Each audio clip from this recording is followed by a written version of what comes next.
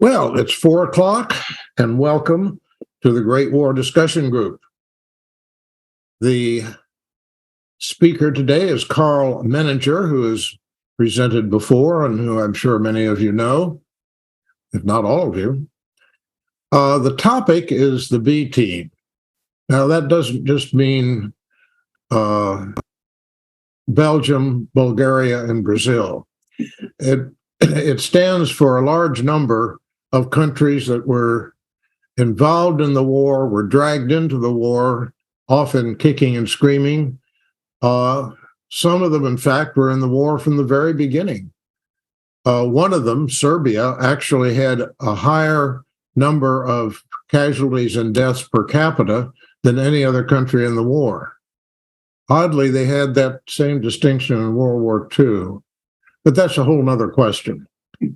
Without any further ado, Karl, it's all yours. Thank you, Charlie, and thank you to the museum for providing a platform, and to you for virtually showing up on this nice afternoon. We all, as volunteers, tell the story of World War I through mostly the narratives of the major players. Great Britain, France, America on one side, Russia, and the empires, German, Austro-Hungary, and Ottoman on the other side. But there were other nations who joined, as Charlie said. And I got the talk for this. I got the idea for this talk when occasionally, or more occasionally, frequently passing through about 3 points in the museum that you've all seen. The first is the wall between the two German trenches that talks about why it's a world war, the interlocking agreements, and especially the world map with its red and black colors that had a lot more countries than are up there with the interlocking agreements. The second place is over there on the West Gallery, the graphic by the tank that shows the respective strengths of the opponents on 1917. And there's the usual US, Great Britain, France, and there's Great Britain with a notation including Portugal troops. Now, some of you know why there's Portugal troops there, but I didn't. So I thought, why are there Portugal troops? And finally, up in Exhibit Hall, the flags of the Allies, where you see a long line, then you cross over and see the US, and you still see a long line of these other countries who jumped in after the US declared war. So I thought it would be helpful to highlight stories of some of these, what I call the minor players of the war, using the ever popular sports baseball analogy. And in doing so, I don't mean to devalue or denigrate the contributions of these countries. They might not have sent a lot of troops. In some cases, they didn't send troops, but they were part of the war. In many cases, they sent soldiers who died or were injured in the war, and that loss, that sacrifice, should be honored and recognized. But for our purposes, we'll kind of treat this as a team, two teams. And of course, when you have teams, you can't tell the players without a program. So here's the program for today. I'll talk about the team leaders, team members, which I've divided into the starting lineup, the bench, and the minor leagues. And then we have to have a pregame warm-up, which is the Balkan Wars. Now, many of you, I'm sure, attended Dr. Parsons' discussion on this about 3 years ago. You can kind of doze off while I'm talking on this one, but if you wanted to recap, or if you didn't attend his lecture, we have to recap that because the three countries I'm highlighting, Serbia, Romania, and Bulgaria, all fought each other in the Balkan Wars, and then fought each other in the World War I, which they kind of call the Third Balkan War. And finally, the bench, which is those countries that contributed at least, in most cases, troops, and in some other cases, we'll find out services to the war. And then the minor leagues, those that didn't contribute any troops or contributed a very small amount of troops. And we'll also talk about the small audience minor leagues, which are those little principalities like Monaco that mostly didn't participate in the war, but sometimes did in various ways. All right. So let's start with the starting lineup. This is King Serbia of Peter. Don't they just look like kings? King Ferdinand of Romania and the Tsar Ferdinand. He became a czar when they declared independence from the Ottoman Empire. And those are three people that we're going with. Then the bench: Albania, Brazil, Greece, Japanese, Montenegro. Portugal gets an asterisk because they'll be the first off, because we'll explain why they got the notation on the West gallery. Siam, now Thailand, and the minor leagues. And I'll talk about this. Again, these are nations who declared war against the Central troops, but in most cases did not send troops. I'm not including Commonwealth or Dominion countries and colonies because, as Charlie suggested, they didn't really voluntarily go into the war, or at least their voluntariness was sometimes not totally. And then finally, Italy, I decided was kind of a major player. It was a close call, but Italy's gets in there with the big boys. So with that, let's talk about the Balkan Wars. Now, I'd forgotten that the Balkans had been under the Ottoman rule since the 15th century. And that was sort of the basis for some of these wars. The latter part of the 19th century, early part of the 20th century, there was a rise of nationalism, recognizing wanting to be in a country with the majority or the same ethnic groups. And that really applied to Serbia, Bulgaria, Greece, and Montenegro, which were organized probably by Russia into the Balkan League. Appropriate. So against the Ottoman Empire, Russia basically wanted to push the Ottoman Empire back because they were right up next to them in Romania, and they also wanted to maybe put a block or at least a zone against Austria-Hungary, who they thought was kind of pushing in there. In any case, the Balkan League kind of decided to join. They signed various agreements. And in October of 1912, they declared war on the Ottoman Empire. And initially, they had a lot of victories. Serbia, Greece, Montenegro, Bulgaria. Bulgaria was pushing toward Constantinople, the site of the Ottoman Empire. But in November, that stopped. The Ottomans stopped the advance. So in December, they entered peace talks, both the participants and the major parties, and they decided at least that there should be an independent Albania, that Albania would be independent from the Ottoman Empire. So the next year, talks stall, fighting resumes. Bulgaria resumes its march to Constantinople. Montenegro and Serbia take a city in Albania's Shkodër, but the power then wants to keep it, or at least Montenegro wants to keep it, but the powers persuade Montenegro to evacuate because it really should be in Albania. Finally, the peace talks are signed on the 30th. Basically, the Ottoman Empire loses almost all of its remaining lands, including Albania, Macedonia, and Macedonia was going to be divided among allies. In retrospect, kind of a bad move because that's what the fight was all about. But in any case, so there was Ottoman Empire kind of withdraws from a good portion of the Balkans. But we're not quite furious. Now, this is going to go back and forth. This is kind of my special effects here. That's after the Second Balkan War. This is before the Second Balkan War. And I used to be able to stop that. But you get the idea. That's what the Ottoman Empire gives up. That's Turkey. And then the next shot is not Turkey. It's Albania, Serbia, Greece, Bulgaria, a little bit of Romania up here. And there's a less active map at the end of this talk. All right, so then that's the first war. Then there's a second war, and that's basically Bulgaria versus everybody else, all the other rest of the Balkans, because Bulgaria thought they should have gotten more of Macedonia. And that didn't last very long. It was described in one commentary as, quote, a Bulgarian catastrophe, unquote, which sounds like a song by queen. But in any case, it was ended at Constantinople, Treaty of Constantinople on September 30th, 1913. Bulgaria does get a small part in Macedonia. Serbia and Greece get bigger parts of Macedonia. They also get Novi Pazar, which is another part of that. Greece gets a lot of Macedonia. Montenegro gets some. There's an independent Albania. The Ottomans keep Eastern Thrace, a little thread there. Serbia gets Kosovo. Romania, who didn't do too much, but helped invade Bulgaria, gets a part of the Dobruja.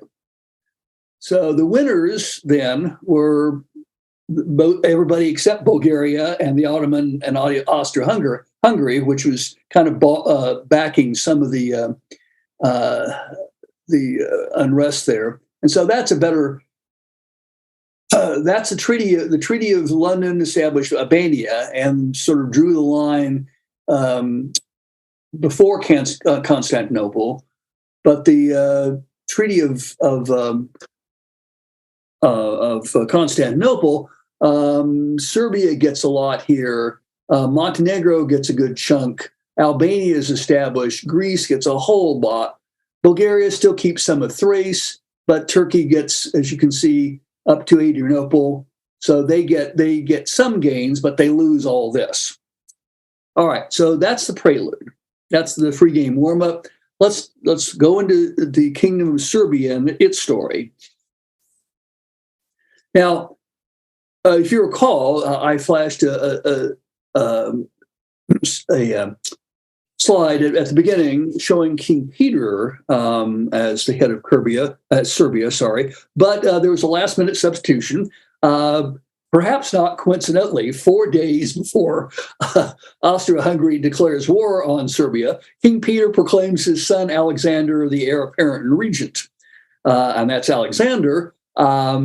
Alexander actually was a pretty competent ruler. He was a leader, a general, I think, in the Balkan Wars.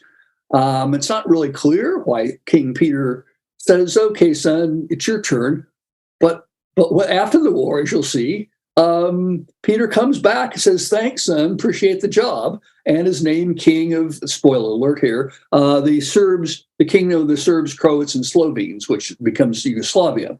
And then later on in 1922, Peter dies and Alexander becomes, I think, the second king of that kingdom. But in any case, so Alexander, Alexander is the ruler throughout this Serbia's time in World War I. And Serbia has kind of a rough time of it. They, of course, were the first declaree. Anyway, Austria-Hungary declared war on them. That was the first move of the war. So they were invaded. Let me go back just a little bit. Sorry, a geographical note here. Go back to the map. Okay, all right. A geographical mistake that I've made for several years. I watched the film, I knew the story, and I knew that Franz Ferdinand was assassinated in Sarajevo by a Serb nationalist, and then about a month later, Austria-Hungary declares war on Serbia. I thought that meant that Sarajevo was in Serbia, but as you can see, it's not. It's in Bosnia. Now, most of you probably knew this, but I didn't. I just thought, well, why would they declare war unless they were in Bosnia? Well, the point is that Princip and the others were Bosnian nationalists, and basically Austria and what Serbia knew about the assassination is not clear, but it was close enough for warmongering. So Austria-Hungary said, "Yeah, let's use this as a trigger for the war." So that's one of the things I learned in preparing for this. All right. Well, with that note, let's move on to the fact that. In the first, there was one invasion by Austria-Hungary in 1914, and Montenegro comes to Serbia's aid, and they stop that invasion. And then in 1914, that was 1914. Serbian army was then about 420,000.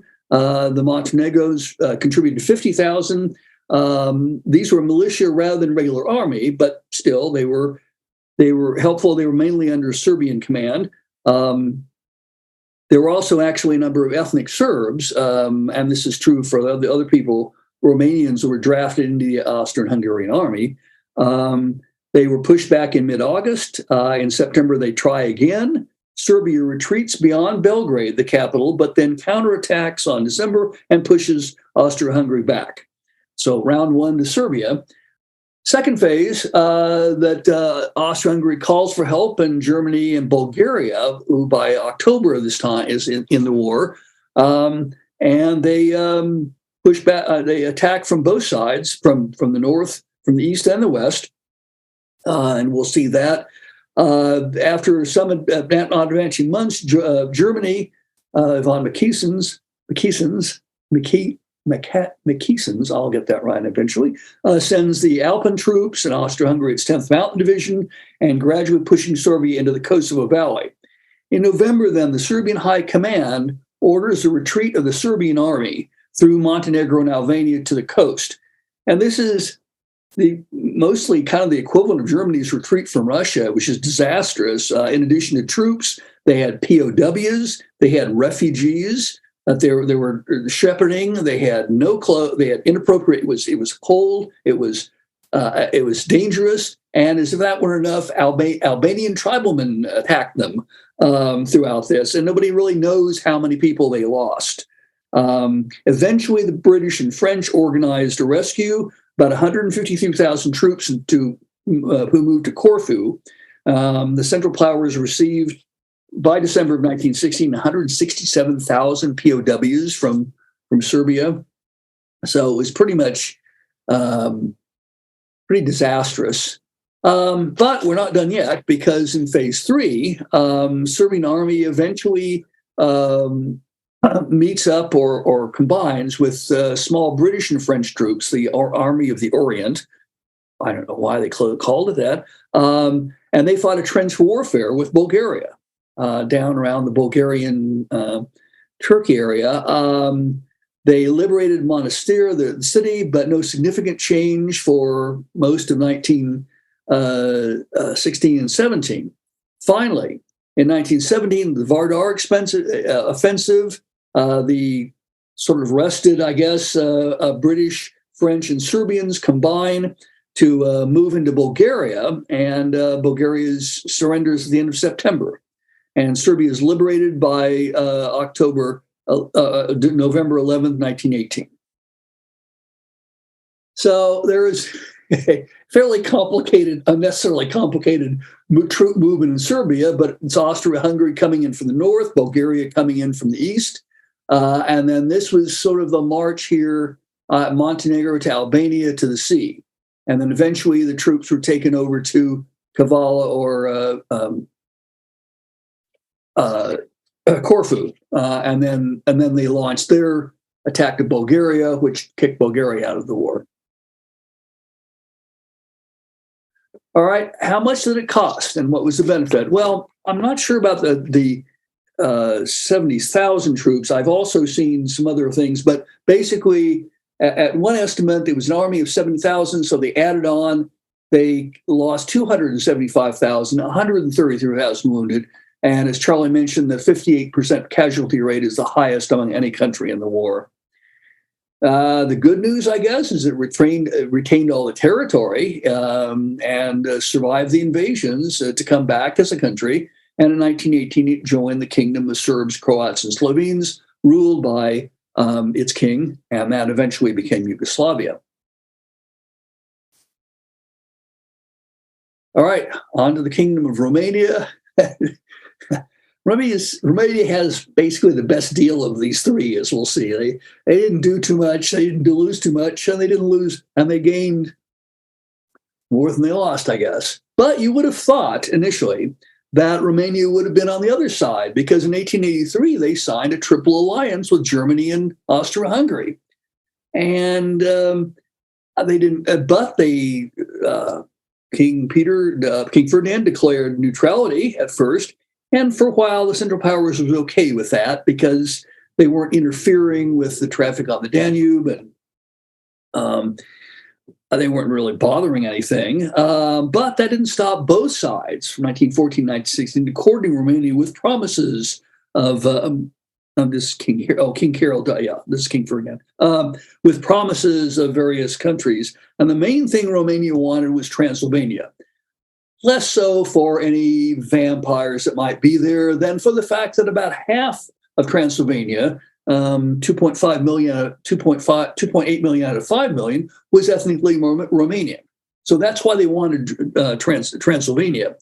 By 1916, the Romanians saw the Austro-Hungarian Empire collapse and the German effort weakening, and the promise of Transylvania and Bukovina and Bonney were dangled by the Allies, and that convinced King Ferdinand and his ministers to join the Allies.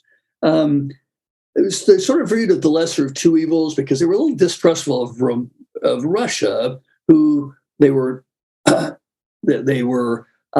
suspicious of and turning wanting Transylvania, but they decided that was probably a lesser threat than Germany and Austria-Hungary. Well, so they declare war. A day later, maybe 2 days later, everybody else, Germany, Bulgaria, Ottoman Empire declares war on Romania. And the stage is set for a Romanian advance into Austria-Hungary. Well, that was stopped. And then Bulgarian, Germany, and Ottoman troops invade from the south. Then they were pushed. They get pushed out in October. The Germany pushes Romania out of Transylvania. Romanian and Russian troops from the east withdraw from Constanza. The German offensive crosses the Danube, and in December, Bucharest is captured. So it doesn't look good, but they almost come back. In January and July, they're in one section of Romania that hasn't been that the Central Powers forces couldn't get to, and so they rebuild, and then they go on the offensive. They have three battles: Marasti. I'm mangling these pronunciations: Marasti, Marasetsi, and Ortiz, and all of them were basically the Romanians stopping and winning over larger German Austro-Hungary. But unfortunately, in October, their BFF drops out. The Russian Revolution, Russia's out of the war, and Romania is isolated and surrounded. And they don't really have, the only bright spot is that Bessarabia votes in December to unite with Romania, but that's not going to help them for the war. So 517, there's the Treaty of Bucharest. Germany, basically pretty harsh terms, occupies Romania, takes the grain and oil, the Plosti fields, you probably were also important in World War II. However, the tide turns. The Varvar Serbia offensive knocks Bulgaria out of the war, and Romania decides a day before the armistice to re-enter the war because they wanted something, obviously, and they did re-enter the war. On 12/1, King Ferdinand returns to triumph in Bucharest. At the Treaty of Versailles, Germany renounced the Treaty of Bucharest, but we're not quite done yet because it's the Romanian-Hungarian War in 1919, sort of a bonus war, which resulted in the downfall of the Hungarian Soviet Republic, and that ended in August 1st. The Prime Minister refused to sign the treaty with Austria due to the clause guaranteeing equal rights for Jews, not because he was anti-Semitic, but because he refused to allow the other nations to dictate policy. So he resigned. The new prime minister signs the treaty with Bulgaria, and eventually they get Transylvania, Banat, and part of eastern Hungary, and the Council of Ambassadors recognizing Romania's acquisition of Bessarabia. So after a quick war, everybody recognizes that Romania gets what they wanted and more. The cost was still pretty steep. I have 750,000 Romanian troops. Almost half were killed or wounded. But gained all the provinces the Allies promised us, and they wanted, since the Balkan War, 60,000 square miles and 8.5 million people. So this is Moldavia and Wallachia is the basic, and northern Dobruja is the basic Romania, but they got Bessarabia from Russia, Bukovina, Transylvania, and southern Dobruja, those two from Hungary, and southern Dobruja from Bulgaria. So they came out big winners. But they had a cost. They lost 250,000 Romanians and 120,000 were wounded. All right.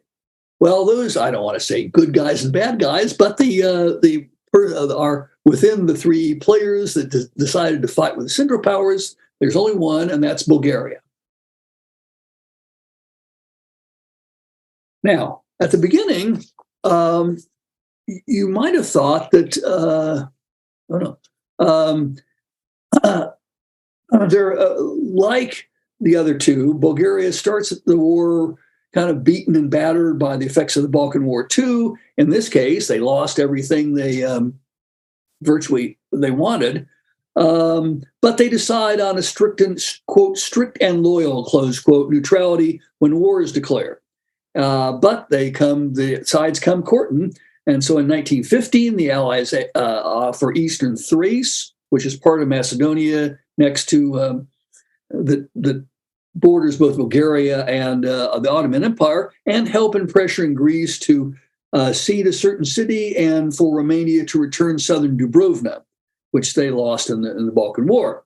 Germany, on the other hand, offers virtually all of section of Macedonia and part of Serbia. So that seems the better offer. So October 6, 1915, Bulgaria joins the Central Powers. So there's a treaty guaranteeing Macedonia and planning for the conquest of Serbia. So on October 14th, Bulgaria declares war on and invades Serbia in coordination with Austro-Hungary and Germany. And we've seen this before. They capture Skopje, they capture Nis, which is the temporary capital. They capture Bitola, they march down, and they reach the Greek border. The capital has fallen, so Bulgaria occupies Serbia for 1916 and 1918. And then things don't go too well. In October of 1916, they invade Romania. Actually, this does. They invade Romania. Bucharest captures the occupied Romania. So now they've occupied Romania. They occupied Serbia. And then in 1919, things fall apart. Basically, in 1918, the Bulgarians are realizing that basically Germany is just taking off all their food and material for its war efforts, and they're not getting anything. They're getting hungrier and hungrier. And a good point is in May when southern Dobruja gets turned back to Bulgaria from Romania. But then in September, the Allied offensive, the Vardar offensive, began, and Bulgaria is invaded. And as you can see, in 4 days, they're out of the war. So this is the British, French, and Serbian. And in 1929, the Salonik Armistice basically set Bulgaria stopped fighting, and a few days later, Tsar Ferdinand abdicates and his son succeeds him briefly, but not too effectively. So, what did it cost? Well, in terms of cost, Bulgaria had 1.2 million troops, and less than 300,000 were killed, wounded, or missing. So it was a pretty low casualty rate. But they lost all the land it gained during the Balkan Wars. So they really, on balance, were kind of the losers here. All right. That's the big three. Now let's look at the members of the bench. And first off the bench, sorry, that's Bulgaria. As you can see, they lost this. All this to Yugoslavia, basically Serbia, and this to Greece, and they lost southern Dobruja, but they gained it back after World War II. All right, so that's Bulgaria.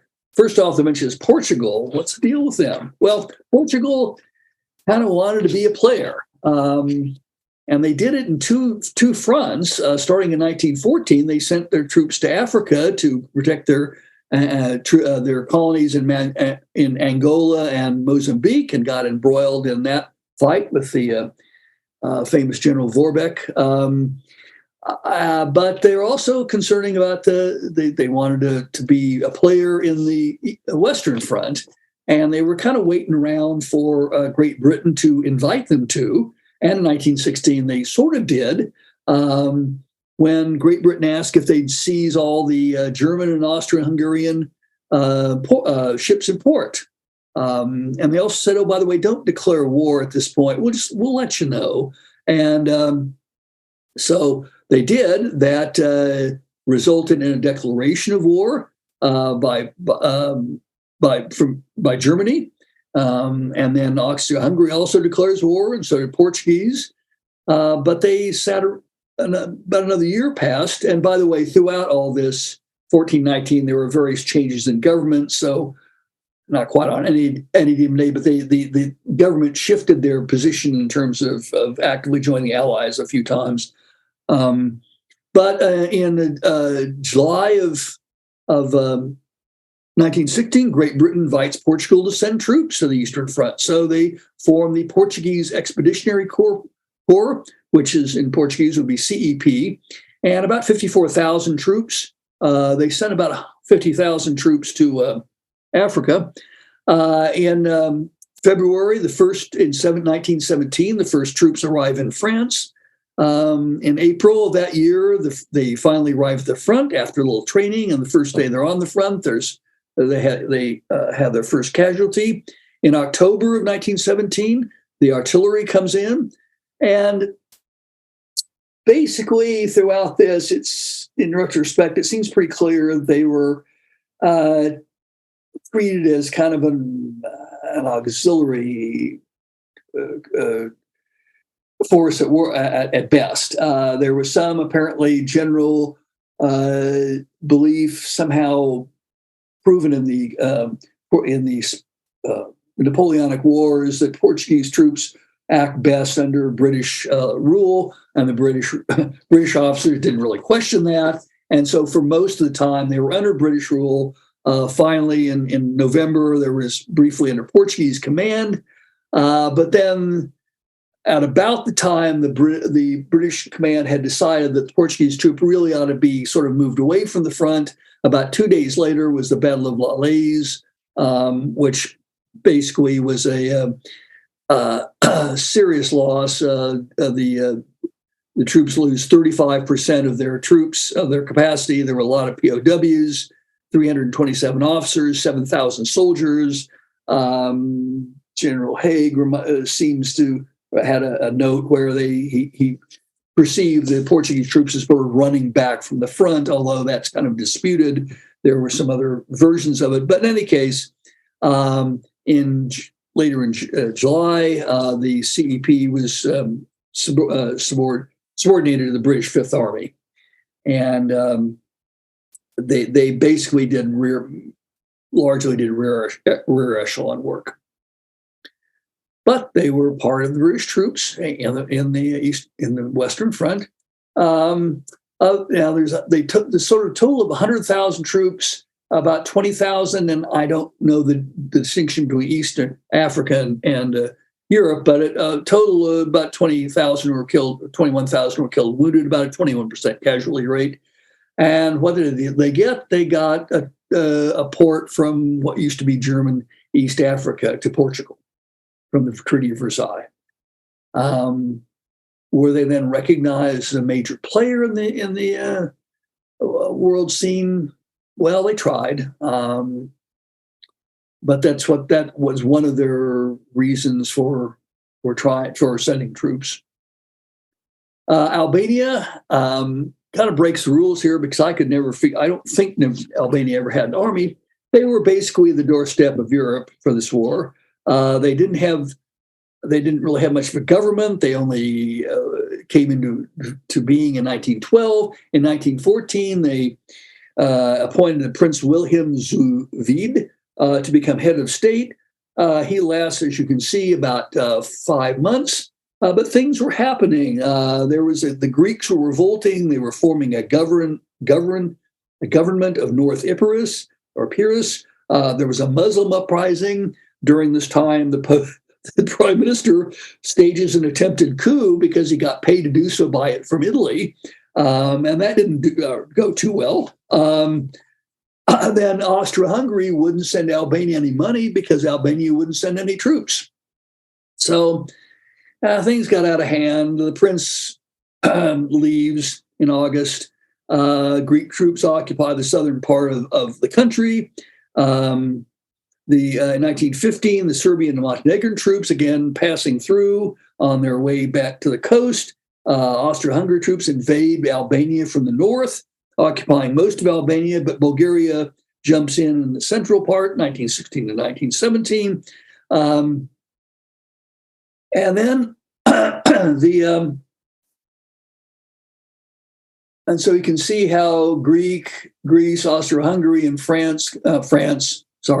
Italy, France, Austria-Hungary was carving up Albania during the war. And so there was a question of whether or not it would survive. Well, it was occupied throughout the war. I didn't see any casualty figures, and I'm not sure there was any military casualties, because I'm not sure that Albania ever got an army together. But in any case, they were their status as a nation was not clear until 1920, when two things happened. One is that the U.S.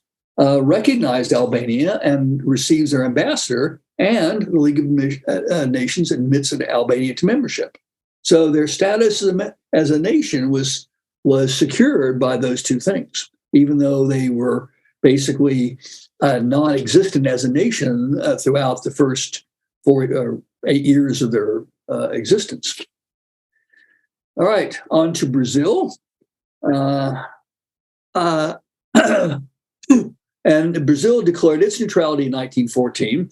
But in 1917, a Brazilian ship, the Piranha, was torpedoed by a German U-boat. And that was enough to, possibly under the influence of Portugal, to break diplomatic relations with Germany. And on October of that year, declare war against the Central Powers. So in 1918, they had two ways of getting into the war. The first war was to send 24 officers and non-coms into to France to a preparatory military mission. And the other way they did so was to create a naval division of war operations, the DNOG, which at least composed of destroyers and some scout cruisers, some other things. They were assigned eventually to patrol the African coast, Dakar to Gibraltar, and theirs was a difficult journey. They left Rio on the 1st. On the 9th, they arrived in Freetown, Sierra Leone, only to disembark, and some of the crew gets the Spanish flu. They staggered back to the ship and moved to Dakar, where more of the crew gets the Spanish flu, and over 100 sailors die of it. And they finally, on November 1st, get to Gibraltar, and of course, 11 days later have nothing to do except sail back to Rio. On the other hand, there was, in addition to those two things, a military mission that was sent to France. There were 86 doctors and some other people who arrived in Marseille and opened a hospital in Paris. And what do they end up doing? Mainly treating victims of the Spanish flu.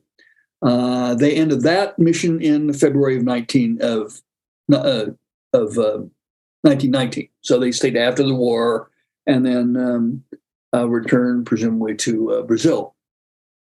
Well, what did this cost Brazil? They sent in these missions, they sent 1,700 people.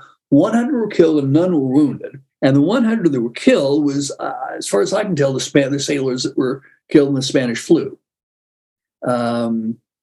So they didn't have any because they never really saw combat.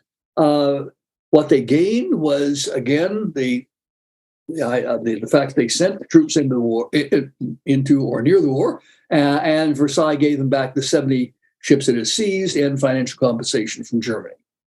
So they did okay. Greece, in 1914, they, of course, were one of the big winners. The Balkans War. They had a 70% increase in their size. Their population went to 2.7 million to 4.1 million. But throughout this, there was what the Greek called, probably in Greek and not in English, the Great Schism or Schism.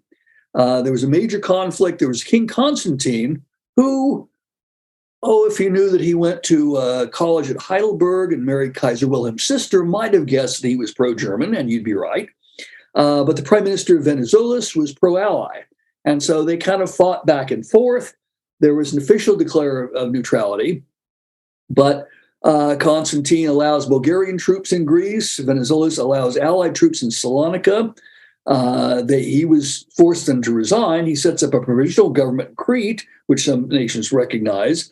Finally, in 617, Constantine resigns. His son Alexander is appointed, and then succeeds and then appoints Venizelos a prime minister, and Greece declares war on the Central Powers in 1917.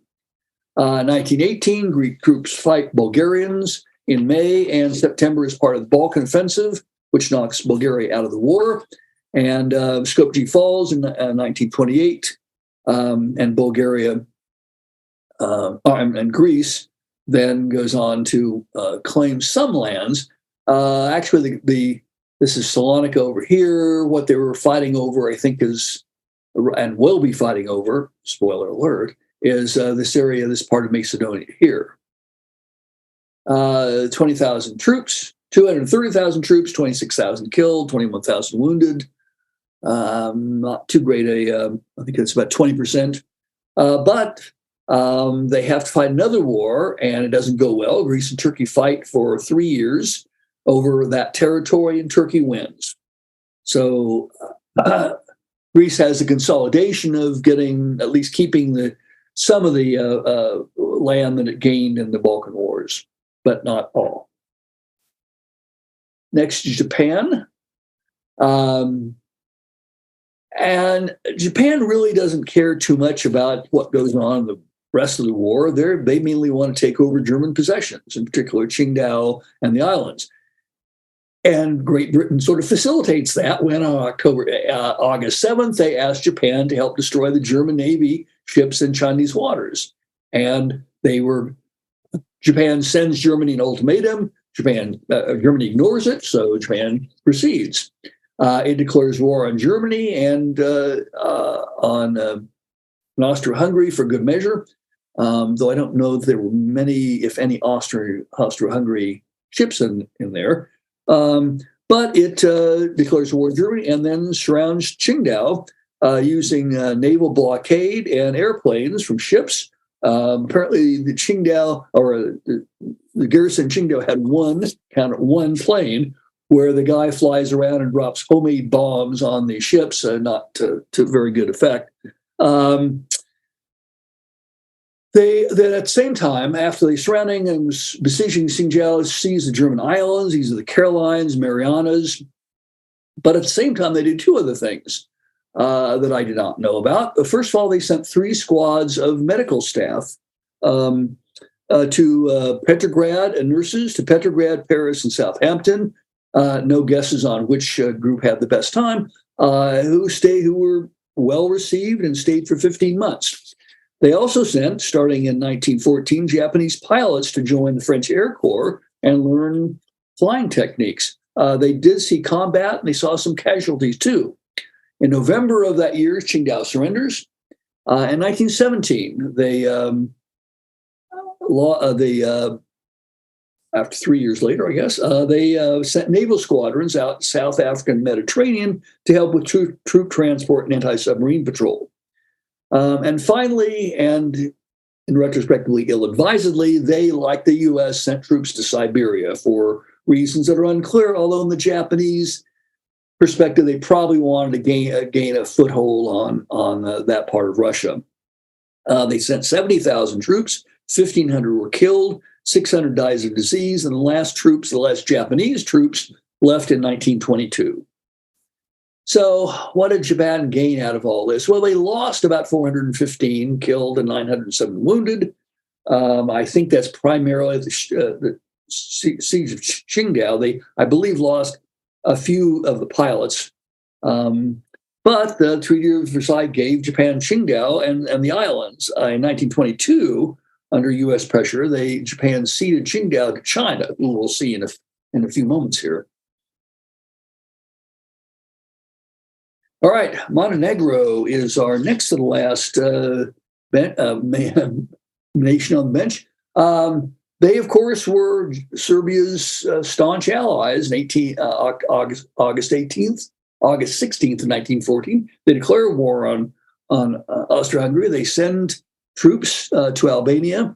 They at 50,000. They advance into Albania and Herzegovina in 1915. They covered the Serbia's long march, the retreat. For their efforts, they get invaded by Austro-Hungary in January the next year. They capture the capital. They dissolve the army and basically are occupied for most of the war.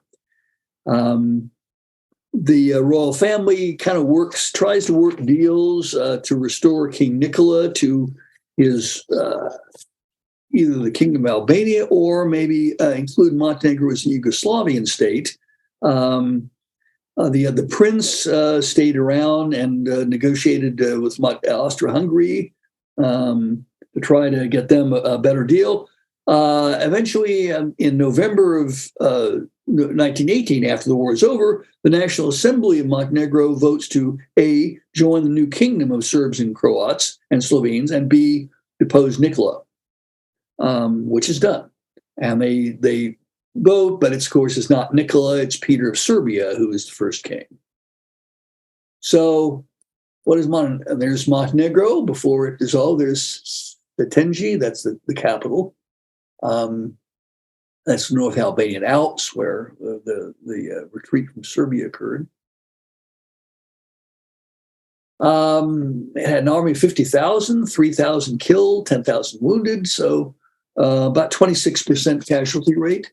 The good news, the sort of bad news, it ceases to become an independent country, but it joins the Kingdom of the South Slavs. So it survives. I mean, it doesn't survive as an independent country, but at least it joins what becomes Yugoslavia. And that's basically the Kingdom of the South Slavs.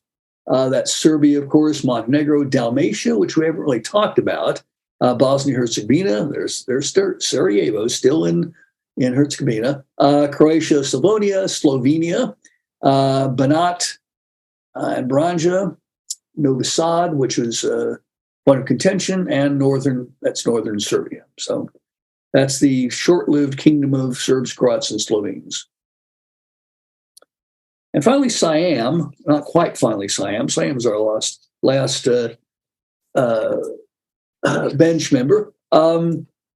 Siam, of course, was but the only Southeast Asian, not quite East Asian, and that would be China and Japan, independent nation. They weren't a colony. They were their own nation. So, when the war started, they did good business with Germany. So some of their princes were pro-German. The king, on the other hand, Rama VI, was educated in England, served in the army briefly in England. So not surprisingly, he was kind of pro-ally. But nevertheless, they declared their neutrality in the war.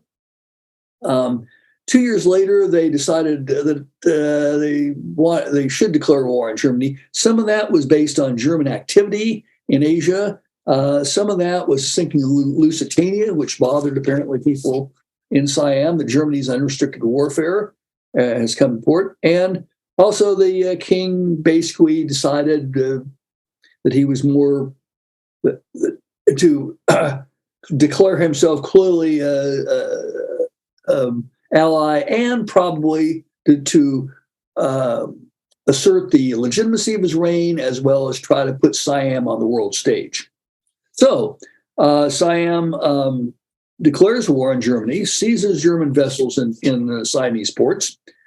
In 1917, they formed a volunteer expeditionary force, 1,284 medical, motor transport, and aviation. So no, with possible exception of the aviation, no ground combat troops.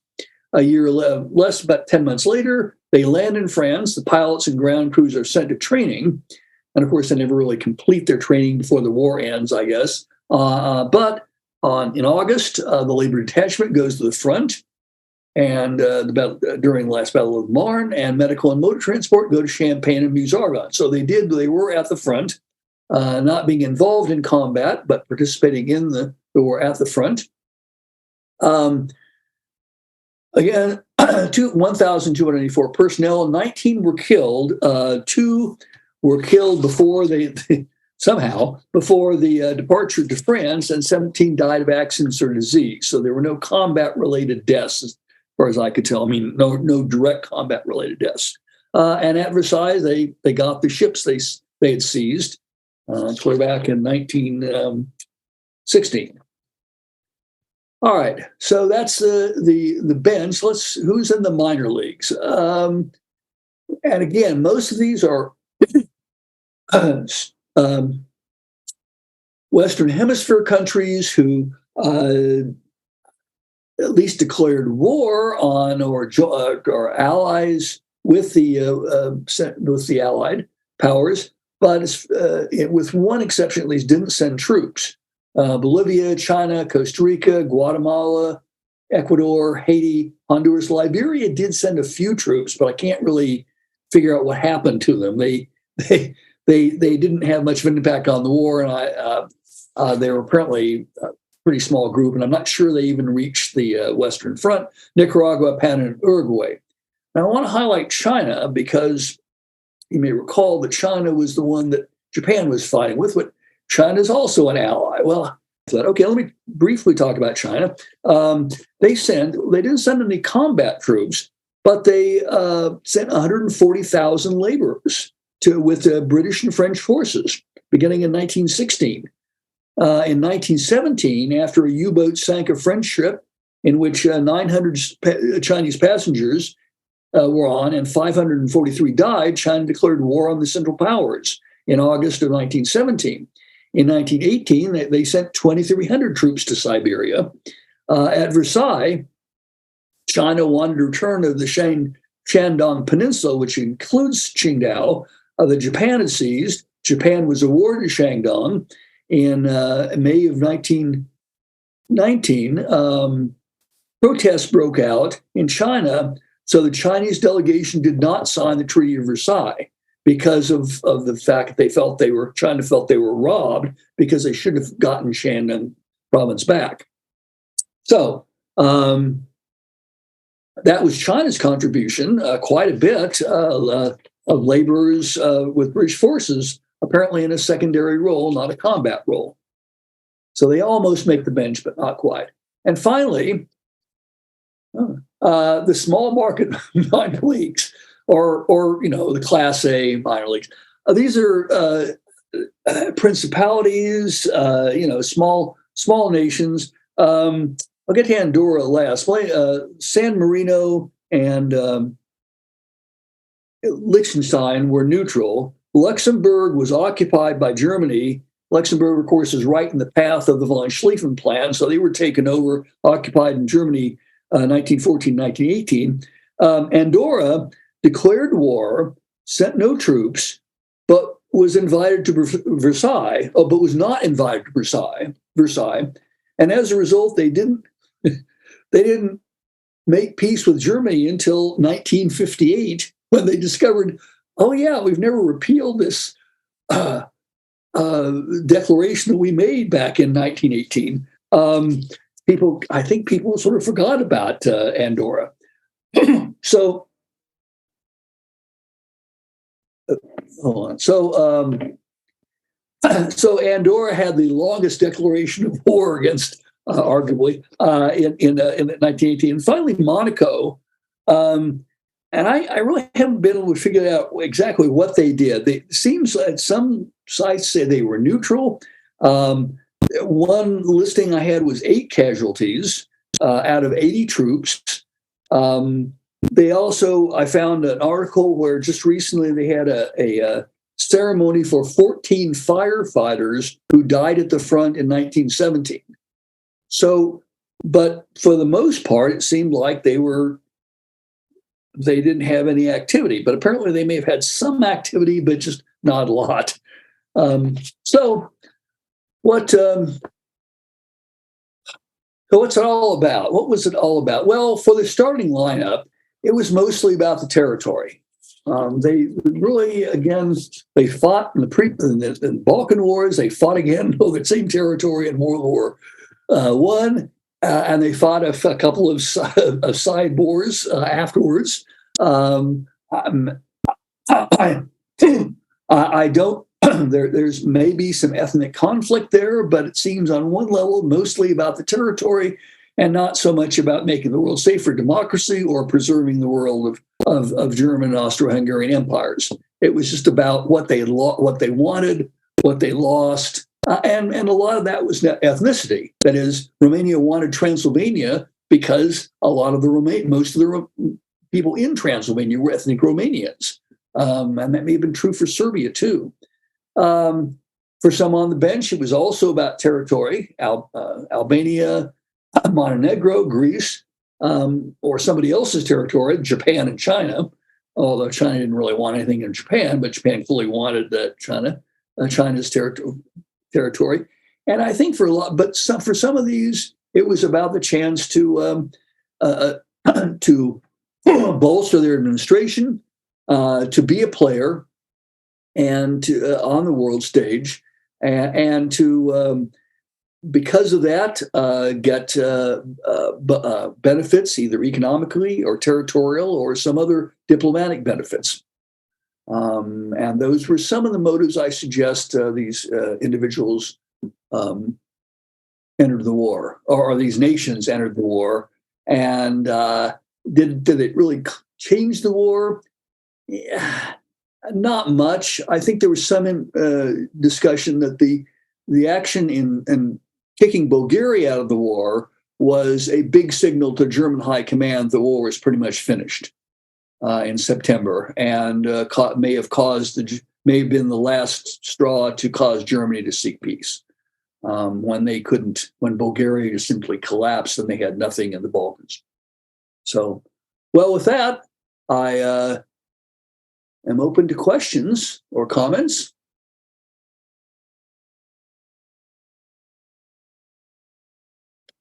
You're all stunned. I know. Thank you very much for that, Karl. If any of you want to propose a question, speak now. I don't really hear much. I do want to thank Bruce Hubbard for joining us. Oh, yes. Bruce, thank you for joining us. And let me make it clear that if any of you have friends, colleagues, neighbors, or whatever who are interested in the war, feel free to have them join this. This is a volunteer activity, but it's not really limited to the volunteers. It's done almost entirely outside the museum administration. And we're certainly happy to share it with any others who are interested in this. Well, thank you very much. Thank you very much indeed for letting me stay. And I have to say, thoroughly enjoy what Karl has just been saying. I've really enjoyed the last hour. Thank you. Well, thank you. And share it with any of your colleagues in your group if you would like. And with that, thank you all for joining us. And Karl, especially thank you for the work you've done for the presentation and for giving us all of this material. Thank you all.